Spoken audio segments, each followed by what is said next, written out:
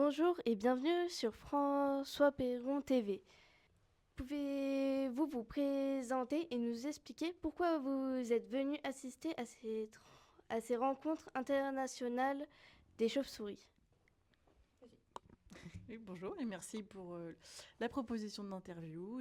Moi, je suis Gabrielle Montier, chargée de mission chiroptère à la Société française pour l'étude et la protection des chauves-souris. Et donc, avec ma collègue Pauline Bascol, qui est aussi chargée de mission chiroptère. Donc, on anime et on coordonne tous les projets qui sont en lien avec la conservation des chauves-souris.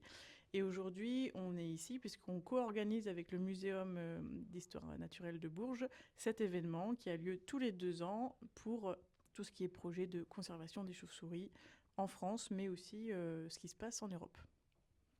Qu'attendez-vous de ces rencontres nationales? Merci pour la question. Comme tous les 2 ans, l'objectif de ces rencontres, c'est vraiment d'avoir toutes les personnes qui travaillent sur les chauves-souris, de pouvoir échanger sur les nouveaux projets, mais aussi les projets à venir, et donc de pouvoir avoir un espace commun de communication. C'est en plusieurs jours. Donc on a aujourd'hui, c'est une journée technique, c'est vraiment du coup pour les chiroptérologues du coup qui font vraiment des projets assez spécifiques, et donc c'est vraiment des échanges, comme je disais, très techniques sur des projets qui sont en cours. Et donc après, les 2 autres jours, c'est pour avoir aussi des communications un peu plus larges, un peu plus grand public, qui permet voilà, de montrer un petit peu tout le réseau autour des chauves-souris en France.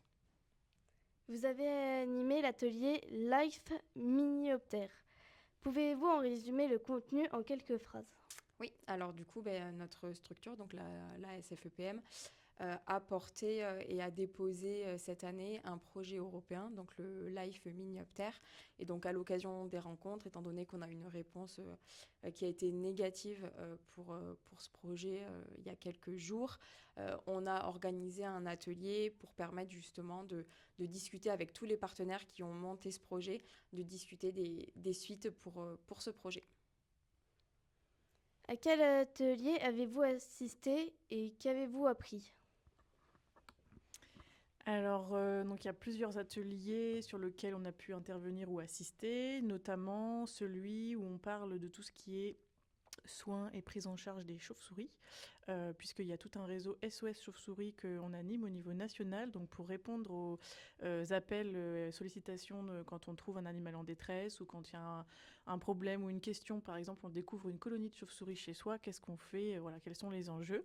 Et donc on a participé à cet atelier avec le réseau pour pouvoir co-construire les réponses qu'on peut faire au grand public, comment on prend en charge une chauve-souris, comment, voilà, quelles autorisations, etc., quels soins, quels premiers gestes.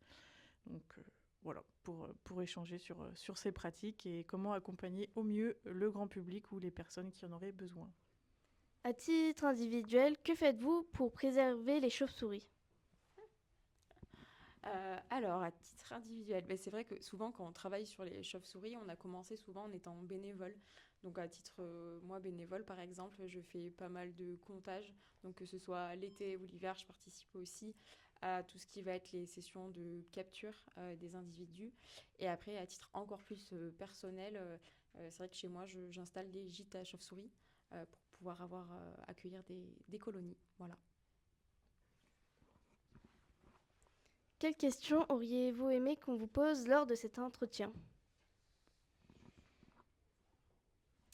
Vous avez déjà posé beaucoup de questions sur l'événement et sur ce qui s'y passe, donc c'est déjà très intéressant.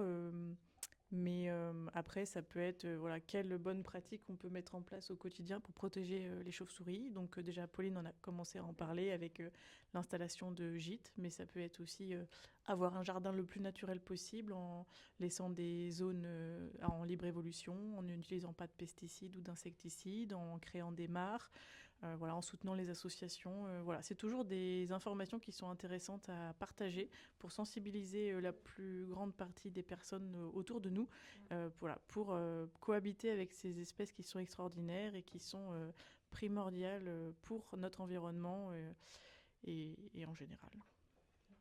Si nous devions retenir qu'une seule information de ces rencontres nationales chauves-souris, ce serait laquelle? Je pense que c'est qu'on a un réseau qui est très fédéré.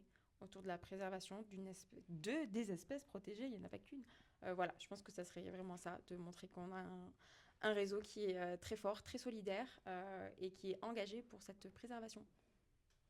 À quand remonte votre premier souvenir de chauve-souris? Waouh. Alors moi personnellement, c'est depuis toute petite parce que j'avais des chauves-souris du coup chez moi. Donc je pense que ouais, c'est dès mon enfance où j'ai baigné dans les chauves-souris.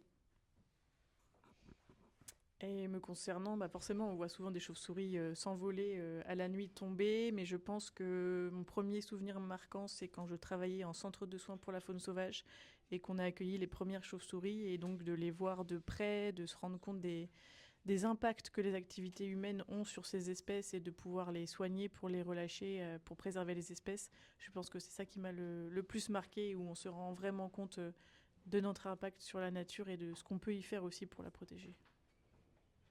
Eh ben, merci de m'avoir apporté vos réponses. Merci à vous. Eh bien, merci à vous. Au revoir. Et à bientôt.